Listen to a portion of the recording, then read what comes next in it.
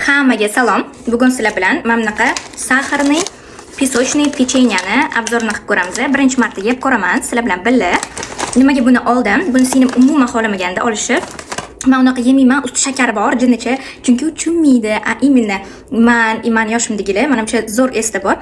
Saharniy ustiga sahar sepib qo'ygan pisochniy nima edi? Pechenyelarni. Bismillahirrohmanirrohim. Mana qaranglar.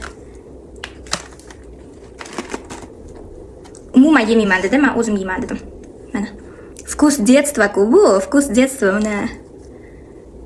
Endi buni yeb ko'ramiz. Bismillahirrohmanirrohim. Pisochni haqiqatan shakarlari ham prям bilinib turibdi.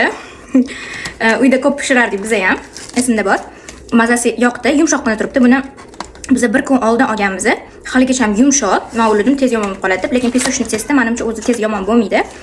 Menga yoqdi mazasi. Olib ko'rishingiz mumkin. Bemalol mana bunaqa usti. Mana kim agar yoshligini eslamoqchi bo'lsa, mana shuni issiq choyla damlab, yoki kofe'la damlab kechqurun bitta ichib yesanglar bo'ladi. Agar yana shunaqa obzorlar qiziq bo'lsa, albatta menga podpiska tashlab qo'yinglar, xursand bo'laman. Bay bay.